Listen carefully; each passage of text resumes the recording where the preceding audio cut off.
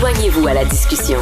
Appelez ou textez le 187 Cube Radio 1877 827 2346. Bon, alors, on parle beaucoup de crise du logement en général et la réalité, elle est qu'au niveau de l'offre du logement, on est déficitaire, ça tout le monde le sait. On parle moins des difficultés des propriétaires. On en a évoqué un peu quelques enjeux la semaine passée, mais la vérité, c'est que la taxe municipale, scolaire, les intérêts le taux d'intérêt qui ne cesse de monter, crée des problèmes réels pour des propriétaires. Et on en discute avec le président du conseil d'administration de la Corporation des propriétaires immobiliers du Québec, ce qu'on appelle communément la Corpic. C'est un acronyme qu'on connaît. On parle avec Éric Sansouci. Bonjour, M. Sansouci. Bonjour, merci de me recevoir. Ben écoutez, c'est juste parce que la réalité est toujours en nuance. Et la nuance ici, c'est que pour les propriétaires d'immeubles à revenus, pour certains propriétaires, la situation pour eux aussi, la situation est complexe. Oui, absolument. Souvent, les gens ne réalisent pas comment c'est particulier au Québec. La grande majorité des propriétaires sont des petits propriétaires. Oui. Monsieur, madame, tout le monde qui s'est acheté un plex, c'est comme ça qu'on a accédé à la propriété. Puis, de fil en aiguille, on a des locataires, puis on donne un service personnalisé. Mais monsieur est plombier, madame est enseignante. Et en ce moment, avec les taux d'intérêt qui ont augmenté, en plus de tous les coûts qui augmentent, considérant que les loyers sont les plus bas au Canada, on arrive à la fin du mois souvent, puis il manque d'argent dans le compte de banque.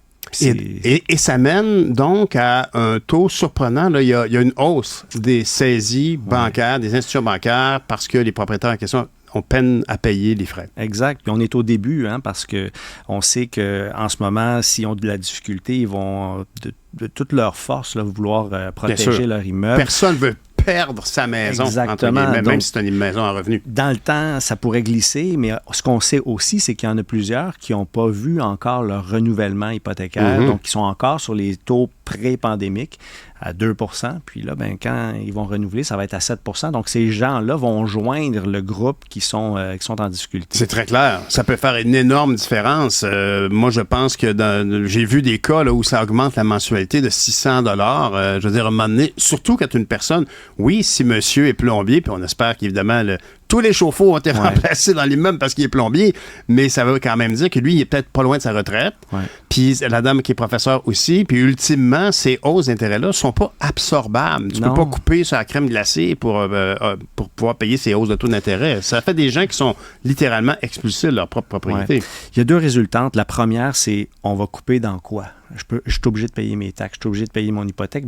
Je vais couper dans l'entretien, dans la rénovation, puis on sait que c'est des vieux bâtiments. C'est des mauvais choix en général. Alors, on coupe dans la rénovation et sinon, on abandonne et on vend l'immeuble. Et en ce moment, on le sait, quand l'immeuble change de main, c'est problématique. C'est là où est-ce que le nouvel investisseur, forcément, dans le contexte actuel, va vouloir faire des grands travaux de rénovation.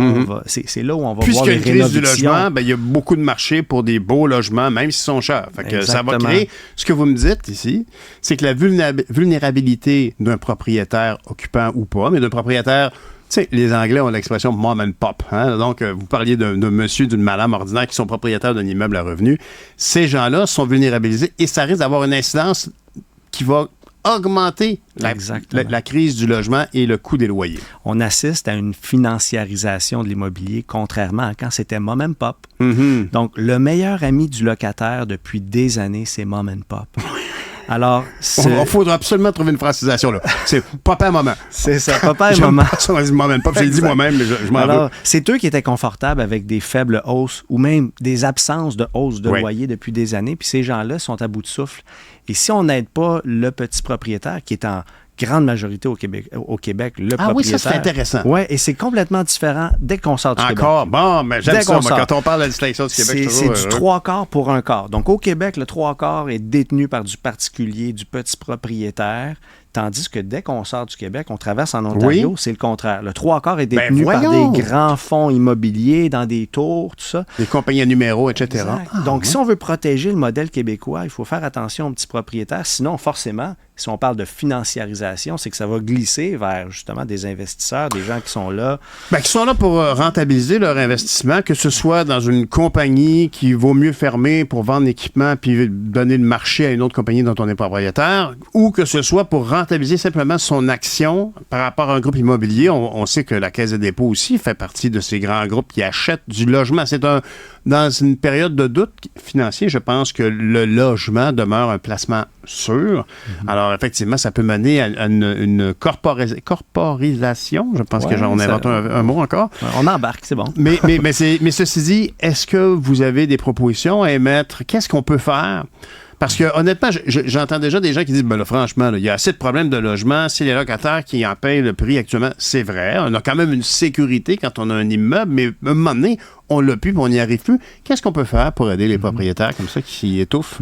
C'est la recherche de l'équilibre. Donc, tu sais, nous, à la Corpic, on veut faire partie de la solution. Donc, on invite autant le fédéral, le provincial que le municipal à comprendre l'écosystème.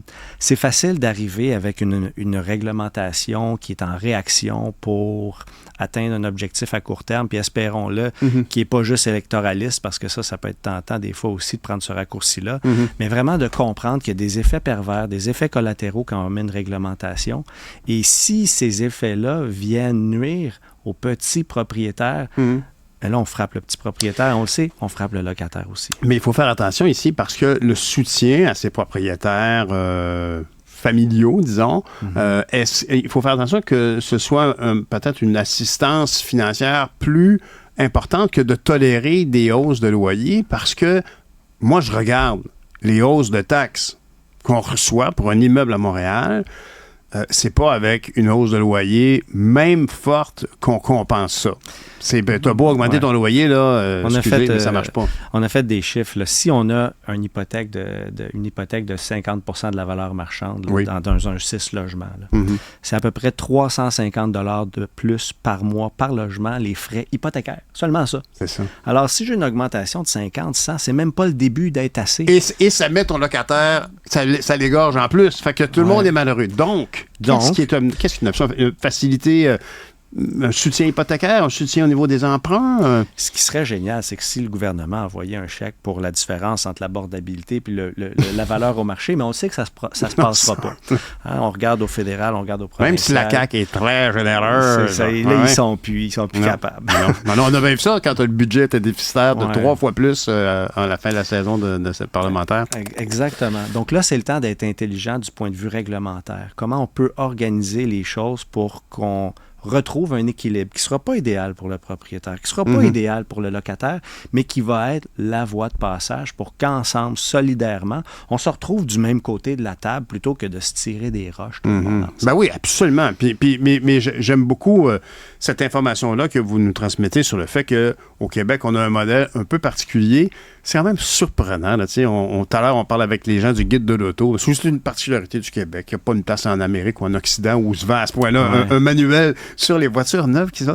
Alors, on a vraiment une façon de penser une république un peu de France en terre d'Amérique. Alors, c'est intéressant. Puis c'est donc, ça aussi, ça fait partie. Il y a même des gens qui n'hésiteraient pas à dire, c'est quasiment du patrimoine sociologique, comment est-ce qu'on vit notre rapport avec le logement. Exact. Alors, il faut trouver des façons d'aider. Est-ce que, ultimement, il y a, au niveau, par exemple, du taux hypothécaire, est-ce qu'il y a quelque chose qui peut être fait? Est-ce qu'on peut, par exemple, augmenter? Parce que quand on fait un rapport d'impôt et qu'on a un immeuble à revenu, certaines dépenses sont admissibles, dont les taux d'intérêt. Est-ce que, par exemple, on ne peut pas demander au gouvernement du Québec de faire baisser les taux d'intérêt, mais est-ce qu'on peut augmenter l'admissibilité de certaines dépenses, comme les intérêts payés sur un immeuble à revenu? C'est une excellente idée parce que ce qu'il faut savoir, c'est que les taux d'intérêt ne sont pas pris en considération dans l'écosystème de l'immeuble à logement. Donc, par exemple, quand on a une augmentation de loyer qui est recommandée par le TAL en janvier à chaque année, les taux TAL étant le tribunal administratif du logement. Exactement. On voit que vous êtes habitué, il faut traduire l'acronyme pour quelqu'un qui nous écoute. Alors, et ça, c'est pas pris en considération. Et on comprend pourquoi, et c'est bien évident. Ceci étant dit, on parle quand même du même compte de banque duquel sort les fonds. Donc, d'avoir une certaine reconnaissance à ce niveau-là dans le traitement fiscal, ça pourrait être une excellente avenue. Mais encore une fois, on le sait, on est confronté à des gouvernements qui sont en face de profonds déficits pour longtemps. Oui, mais je pense qu'il est l'heure de reconnaître les enjeux qu'on a devant nous qui sont immuables et de se dire, s'il faut ultimement aller chercher plus de sous dans la poche de quelqu'un, On peut nommer les ultra-riches, on peut nommer les compagnies, on peut nommer le particulier, on peut nommer, je sais pas, on peut baisser le taux d'impôt, on peut aller chercher plus d'impôts, même en dessous du taux d'imposition actuel, parce que quelqu'un peut peut-être contribuer plus.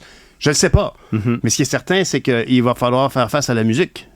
Absolument, parce que ce qu'on voit, c'est qu'on fait du surplace en ce moment. Ben oui. L'offre n'y est pas parce que la rentabilité n'y est pas. Donc, on n'ajoute pas d'unités en ce moment.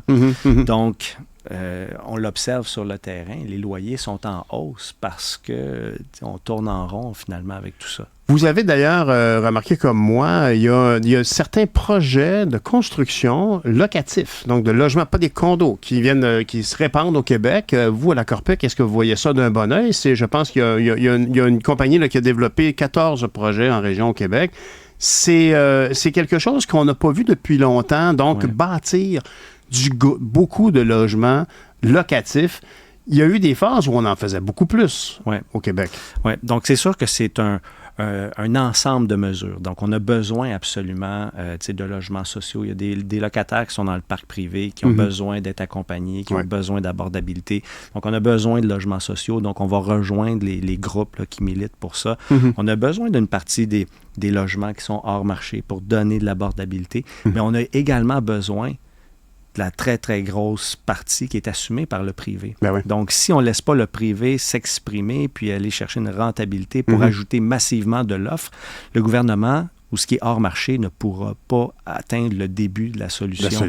On est encore dans une économie de marché, donc il faut tous ensemble trouver une façon de tirer l'épingle du jeu. Parce que peut-être que, tu sais, il y a des grands papas qui diront « Ah, c'était bien plus facile avant », mais il y a longtemps, je sais pas moi, après la Deuxième Guerre mondiale, on a construit de façon énorme, mais gigantesque. On dépassait parfois même la demande. On construisait des maisons de vétérans, on construisait un parc locatif. Moi, j'étais à Longueuil pendant 25 ans. Des immeubles où il y avait du 15 puis du 18 logements, il y en avait beaucoup. C'était qu'est-ce qui faisait qu'à l'époque, on avait, les entrepreneurs voyaient la rentabilité devant, puis ils disaient, ça vaut la peine qu'on construise, puis on va arriver à ça. C'est certain que dans l'équilibre de l'investissement, du coût de construction versus le revenu obtenu, il y avait un équilibre qui fonctionnait et qui aujourd'hui ne fonctionne plus. Donc, je veux pas pointer du doigt tous les responsables. C'est toujours pour des bonnes raisons qu'on garde les loyers bas ou encore qu'on ajoute de la réglementation qui font en sorte que les coûts de construction augmentent. Mais ce plaisir-là qu'on s'est donné tous ensemble, collectivement, depuis 40 ans... Mais ça prend des ministres. Ça prend des ministres aussi. Bon, moi, je pense, mettons, que dans le milieu du travail, dans le milieu de la construction, on a vu que Jean Boulet essayait de trouver des solutions. Moi, je pense qu'on ne peut pas douter de sa sincérité et même parfois de sa spontanéité un peu dangereuse en campagne électorale. Mais est-ce que ultimement, on pourrait espérer qu'on a des ministres qui voient la situation dans son ensemble et puis qui cherchent des solutions? Par exemple, un incitatif aux rénovations, je pense simplement aux pluies diluviennes. On a vu Olivia Chow à Toronto déplorer qu'elle était obligée d'intervenir parce qu'il y avait de l'eau partout au centre-ville de Toronto. Est-ce que, par exemple, un drain actuel, j'ai l'air de dire, c'est fou, on est à la radio, on est en train de parler d'un drain de toit. Sur un toit plat, dans un immeuble à revenus où il y a 9 logements, puis qu'il y a un petit tuyau qui reçoit là, avec une crépine en métal, puis qui reçoit l'eau, là, quand il pleut, là, des cordes, là, ça se peut qu'il soit surchargé puis que tous les toits finissent par devenir très humides puis ça ne séchera jamais. On va avoir besoin d'aide, j'imagine, là-dessus. Oui, certainement. On le sait. Je suis moi-même propriétaire et je constate des inondations, des infiltrations là où il n'y en a jamais eu. Ben oui. Il y a moins de pluie, mais quand elle arrive c'est ça. C'est correct s'il pleut tous les jours parce que le tuyau n'a pas besoin d'être gigantesque pour récupérer. Alors que là, il ne pleut pas pendant 3 semaines. Puis d'un coup, c'est la mer qui descend. Ils apprennent un maudit gros tuyau pour absorber tout ça. Mais trompons-nous pas, notre parc immobilier a largement été construit avant les années 80 et il y a eu très peu de motivation à le rénover pour toutes sortes de raisons. Maintenant, on est face à un mur et on est rentré dedans. Puis si on veut sauver ce modèle québécois dont on parlait tantôt avec le petit propriétaire qui a un vieil immeuble, il faut réfléchir sur cet équilibre-là qui fait en sorte que ça va fonctionner. Je suis content qu'on vous ait reçu, M. Sanssouci, parce que c'est une dimension que moi, en tout cas, je ne connaissais pas, cette caractéristique propre au Québec. Puis effectivement, on veut protéger potentiellement les locataires d'une hausse supplémentaire parce que quand les compagnies numéros vont acheter toutes les triplex de tout le monde sur une rue dans un quartier, ça va faire augmenter les prix des loyers. Voilà. Merci beaucoup, M. Sanssouci. Merci de m'avoir reçu.